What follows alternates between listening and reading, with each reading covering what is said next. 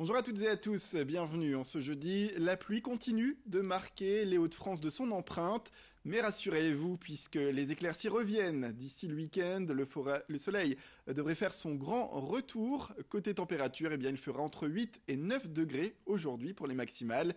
On atteindra les 10 degrés d'ici à ce vendredi. Vos prévisions météorologiques, ce sera bien sûr tout de suite après le flash de manière plus complète. L'événement fait parler de lui, le 16e congrès du Front National arrive samedi, ça se passera à l'île Grand Palais.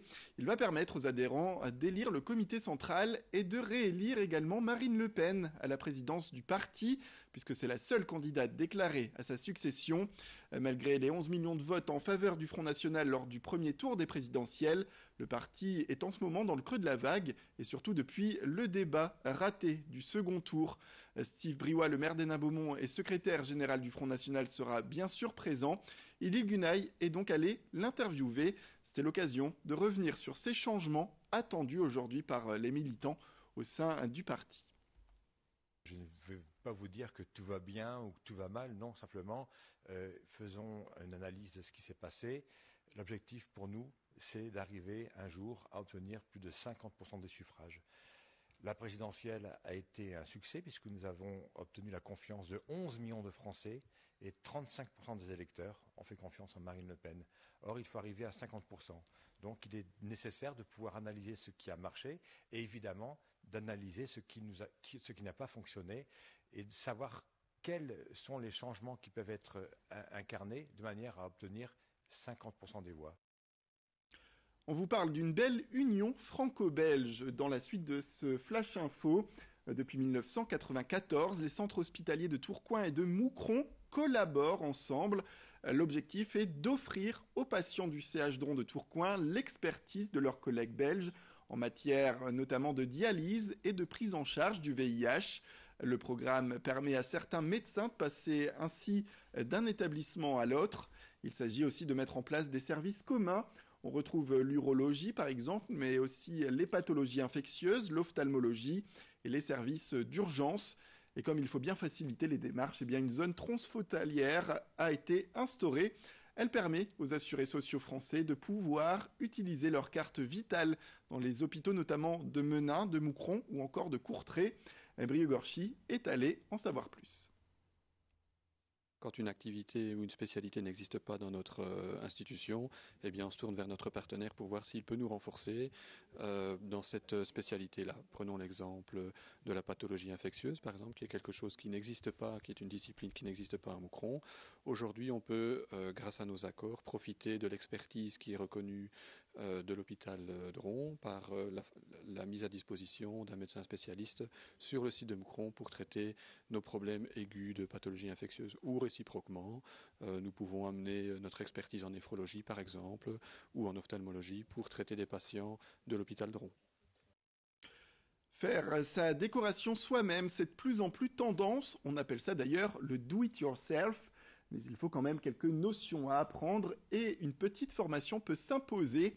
À Villeneuve-d'Ascq, ainsi, un endroit vous propose de vous y mettre. Ça se passe chez Zodio The Fabric. C'est un espace créatif avec des machines de professionnels à disposition.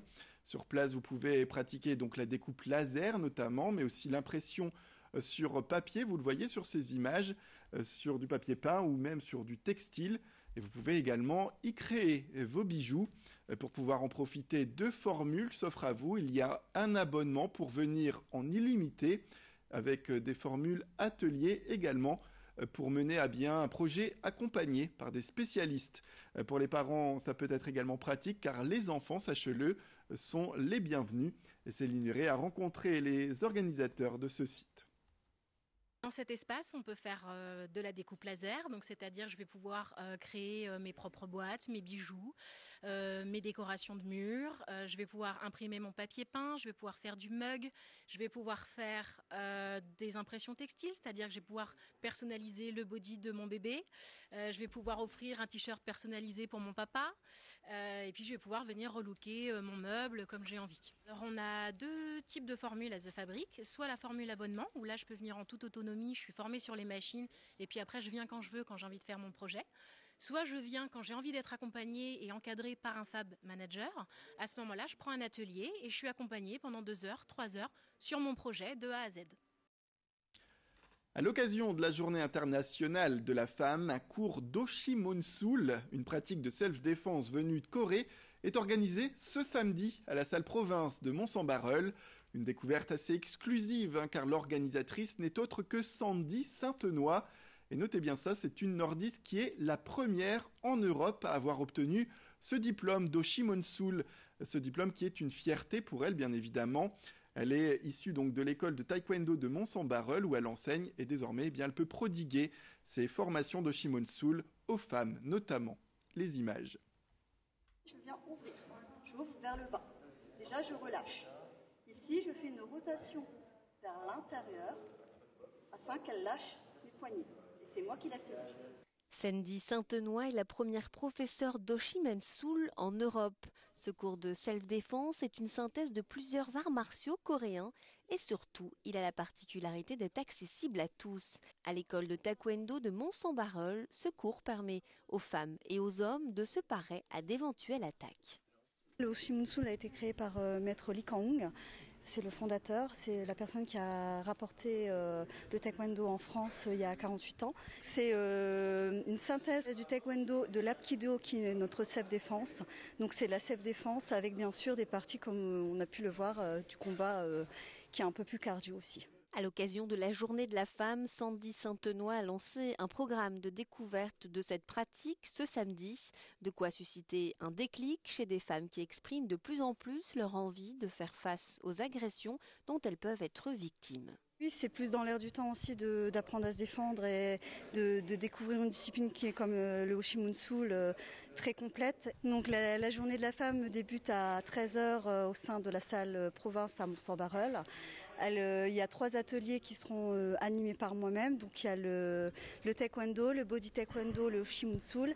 Et Christophe Meurice, le professeur principal, va profiter pour s'occuper des enfants sur des ateliers taekwondo. Donc on peut venir avec les petits bouts de chou. À Mont-Saint-Barreul, Sandy Saintenoy prodigue aussi le Oshimonsul les lundis et vendredis, salle Province, dès 19h30. 3, 4, 5. Voilà, c'est la fin de cette édition. Merci à toutes et à tous de nous avoir suivis. Restez avec nous tout de suite, vos informations météorologiques. Et l'information continue, bien sûr, sur votre chaîne.